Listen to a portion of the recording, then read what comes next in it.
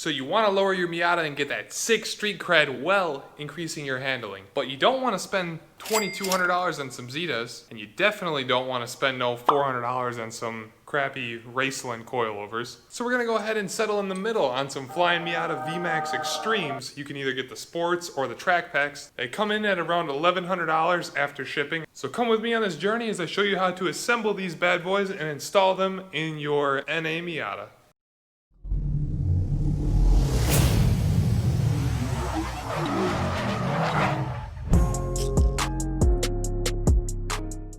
So your V-Maxx Xtreme coilovers are going to come in a big box that's going to have 4 of these in it. There's going to be 2 fronts and 2 rears. The front ones are the longer ones and the rear ones are the shorter ones. No, your springs are not going to be purple. This is the Joker Miata exclusive. So you're going to have, oh my goodness. So you're going to have 4 of these and you'll have 2 longer springs and 2 shorter springs. The shorter springs go on the front and the longer springs go on the rear. My box didn't come with instructions, but the instructions are online. But I'm just gonna show you exactly how to do it on here in a video so it's easier. Okay, so we're gonna take this shorter spring first and put it on here all the way down, just like that.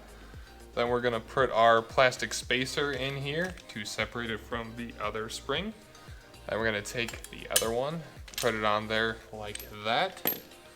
We're going to take both of these nuts off. Be very careful. This is a very, very fine thread and you can mess these threads up very easily if you're not careful. Do not ever use an impact for this. Don't even have an impact out while you're working on this so you're not tempted to use an impact. It's also going to come with a bunch of little rubber bushings, a piece for the top hats, NB top hats that will be black, not green. So we're going to go ahead and take this rubber piece, stick it on there as our up. There's this metal piece with a bevel that goes on one side, the bevel up like that. That will sit in the NB top hat so that it doesn't wiggle around. Put that on there. Put the NB top hat on top of that rubber piece. But with this rubber piece, it does say up. Just make sure that you put the upside up, but that's pretty obvious. So there's no up or downside to this bushing. But I just went ahead and just put the little white dot that's on it on top just because I can. And then you want to take this metal plate that comes with the NB top hats, put that on top of it, and you spin your adjuster coil all the way down, and then we put our nuts on. You can just push down on the top hat a little bit and start threading the nut on with your fingers.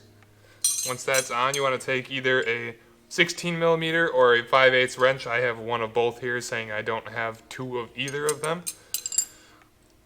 And spin that nut down. Now, in the instruction manual, it says you want the spacing between this top piece and the top hat to be 9/16.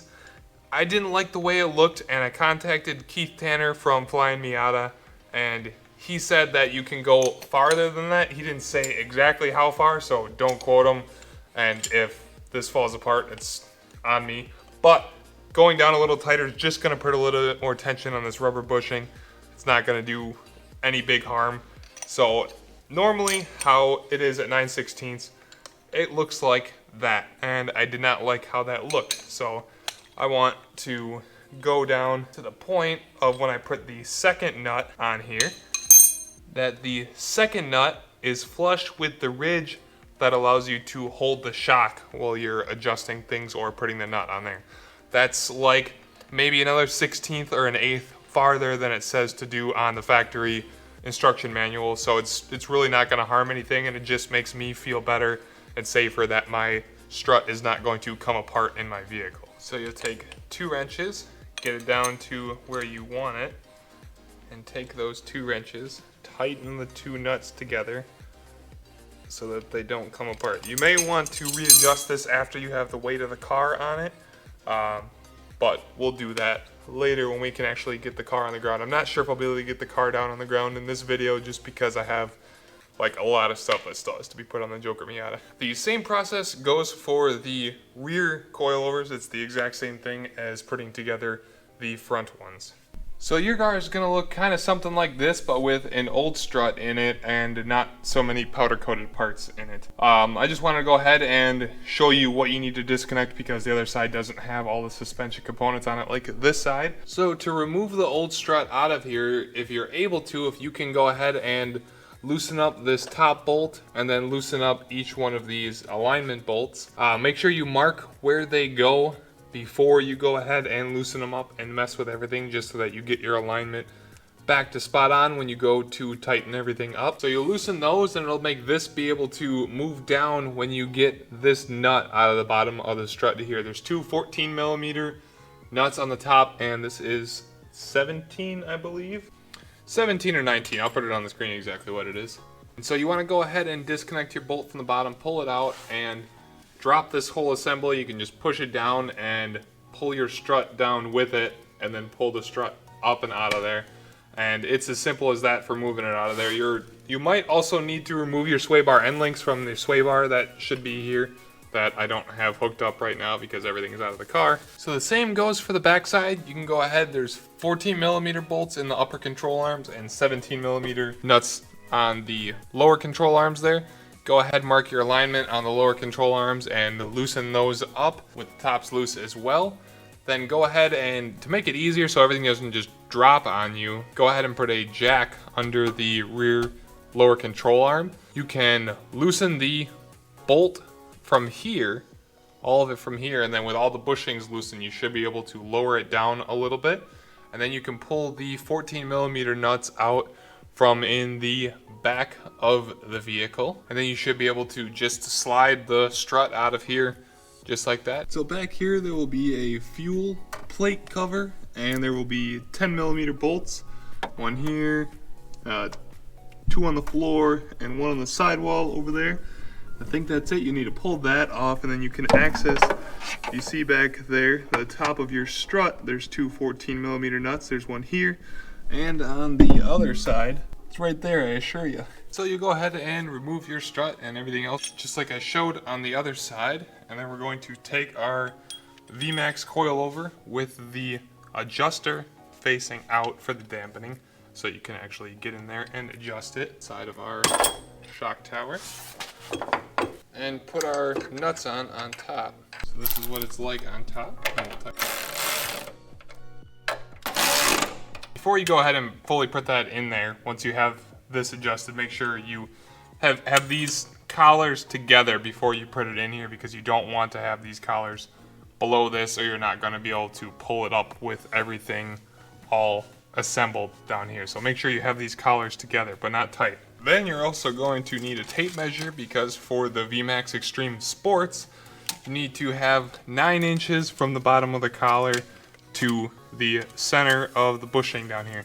Now the Xtreme track packs, it's slightly less, so I was going to 8.5 is what I believe I did on the other side, so I'm going to also go to 8.5 to the bottom of this collar, I believe.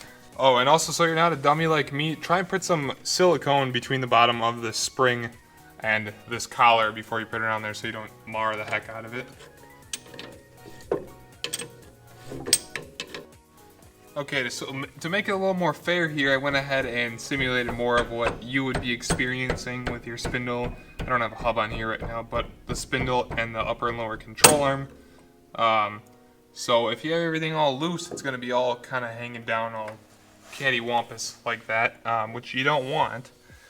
But to be able to push this up, you want to get these collars up at first, just enough to be able to get your bottom of your strut into your lower control arm without these collars clashing into the top of your upper control arm.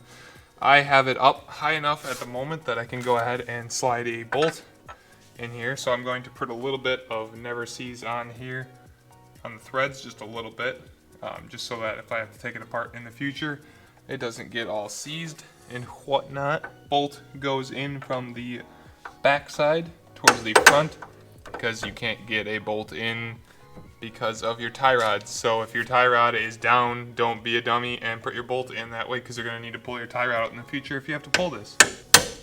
Okay, that's out. And yes, it's all new hardware and everything like that, except for the upper control arm bolt. Put your lock washer on first, and then your other nut on there.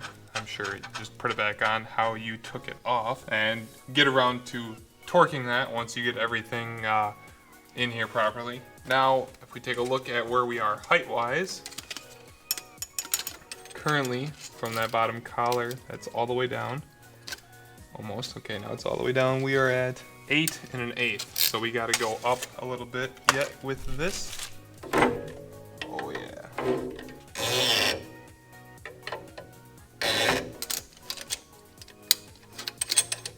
All right, we are at roughly 8 1/2 on here, so that should be good. So now you kind of just leave all the bolts up here in the front loose until we go ahead and get it down on the ground and can tighten it. And so we'll go on to the back of the car.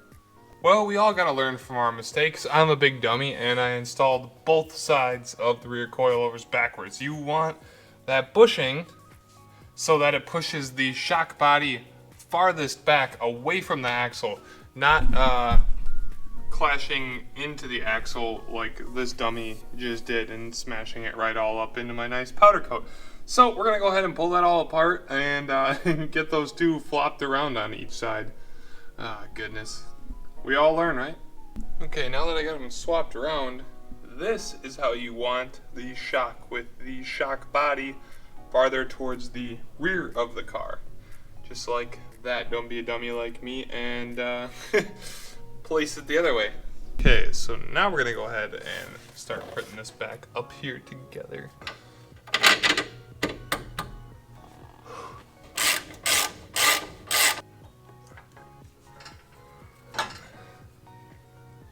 Alright, there we go. That's better. So we went ahead, we had that bolt back in top, we bolted our axle shaft back in, and at least for me, I put the new Burke Arnley axle nut on here, and we have this set to 4.5 inches from this collar to the center of the bolt on both sides, and we're gonna go ahead and see where that gets us for ride height. So I'm gonna go ahead and put everything else back together here, just the stuff on my end. You'll have all your brakes and everything like that all together, but I'm just gonna get mine on there and we'll set it down and we'll see how it looks in the car. Woo.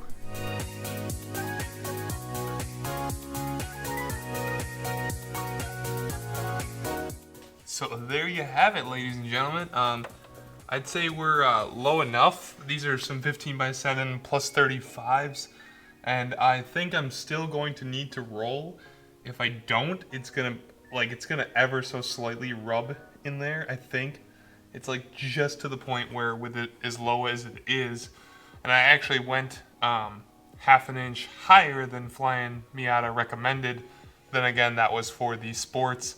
They said to be a bit higher, or either higher or lower for the V-Maxx, the track packs, the Xtreme track packs. So I went 1/2 inch and the opposite direction of what they told me to. And it still seems like it's pretty low. I like the low.